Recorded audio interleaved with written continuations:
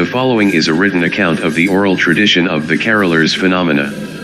There is no known region or time frame of origin in regard to this tradition. Rather, this written account will pull folklore, urban myth, and eyewitness accounts from a variety of places and times. The carolers, sometimes referred to as the wassailers, is a phenomenon that occurs predominantly during the month of December. However, some reports suggest that occurrences in late November and early January have also been recorded. The phenomenon appears to be supernatural in origin, and there appears to be no certain way to trigger the occurrence. However, every witness to the apparition has had one crucial similarity. All of those who had been visited by the carolers had recently donated clothing to a local charity or drive, with only minor exceptions.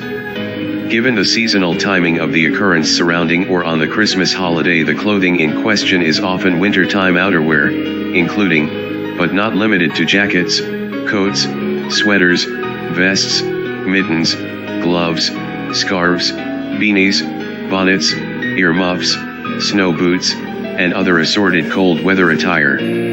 Additionally, it should be noted that, while every eyewitness of the phenomenon had recently donated such apparel, not every donor was visited by the apparition, though it is still unsure as to why this is the case.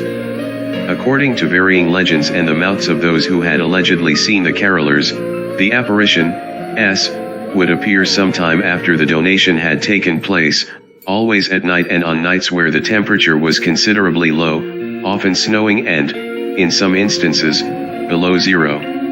While the timing of the appearances would vary from location to location, many caroler sightings would occur during the middle of the night, around midnight to 3 in the morning. Eyewitnesses would describe hearing a faint, nearly inaudible sound upon waking from their slumbers.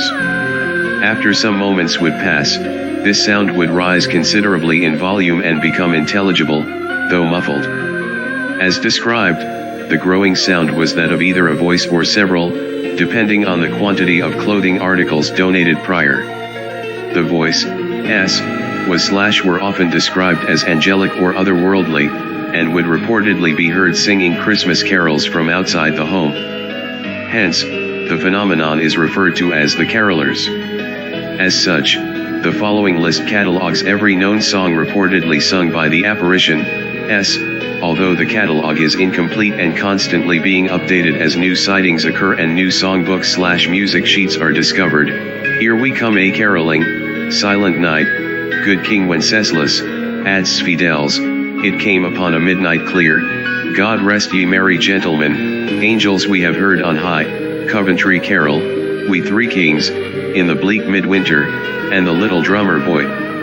Upon hearing any of these carols, or any undocumented ones not aforementioned, many of those who encountered the phenomenon would follow the sound to its point of origin, typically outside the homes, or apartments, front door, where the witness in question would see what appeared to be the clothing that they had donated prior, suspended in the air and seemingly worn by an invisible person, with the sound emanating from where a mouth should be, often beneath a beanie or somewhere within a hooded coat.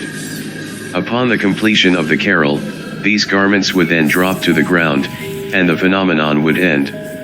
With the exception of a large family of 8 from Nebraska, most sightings of the apparition, consisted of anywhere from 1 to 6 carolers outside the front door, with the average being 3.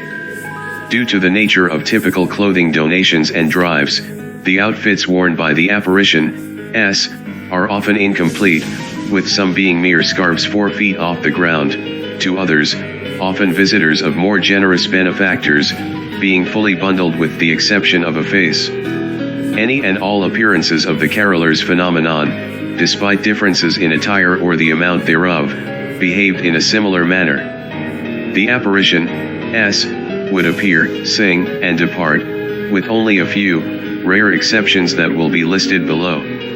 Mary Thomas, a 68-year-old woman from Des Plaines, Illinois, is the only recorded individual visited by the carolers who did not report the sighting herself. Rather, the sighting, though not confirmed to have been the carolers but highly likely, was made by a neighbor who claimed that they had heard a loud banging sound sometime around 2:30 a.m. during the morning of December 23, 1988. Upon donning a robe and heading over to the Thomas residence, the neighbor discovered the front door to be wide open, a pile of old clothes littering the front porch, and Mary Thomas's body lying on the hallway rug. Thomas had suffered a heart attack sometime between 2 in the morning and when the neighbor had found her. Months prior, Thomas had surgically received a stent in her heart and, because of the outpouring of donations on her behalf and her weight loss due to her health condition, decided to gift much of her old clothing to a local charity for the holidays.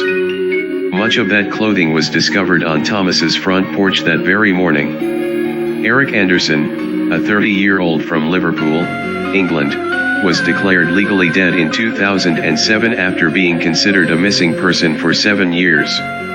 In the year 2000, after not returning to work for a period of 3 days, Anderson's apartment was visited by local police, who discovered not only the home to be vacant, but no signs of forced entry or foul play present within.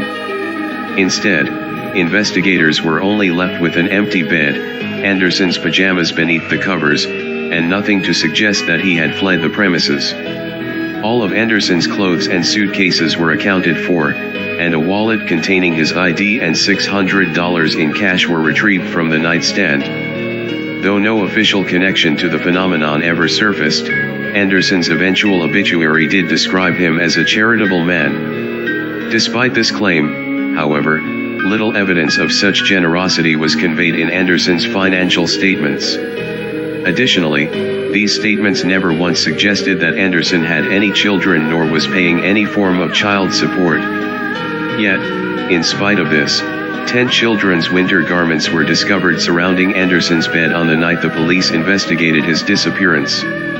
One of the earliest documented cases of the phenomenon, occurring during a midnight mass at the Basilica of St. Luke in North Bay, Ontario on Christmas Eve, 1895, describes a candlelit service that ended with a choral rendition of Silent Night. As the first verse came to an end and the second began, the congregation within the small church heard a loud swell of voices that rattled the stained glass windows and surrounded the entire building. Many of those within ceased their singing, but according to a letter written from the basilica to a neighboring one, the heavenly hosts continued in their praises until the final word was uttered. When the voices had finished the song, many of the congregants in attendance, led by candlelight, made their way outside and into the snowstorm that awaited them. Even those too fearful to trek beyond the warmth of the building rejoiced as the arms of their brothers and sisters in Christ carried bundles of blankets, hand-knitted sweaters, and other gifts from the Lord into the sanctuary. Many of these gifts would be distributed to the needy and poor the following Christmas morning, though, to this day, the origins of these articles remain a mystery. Written by Mac Ralston.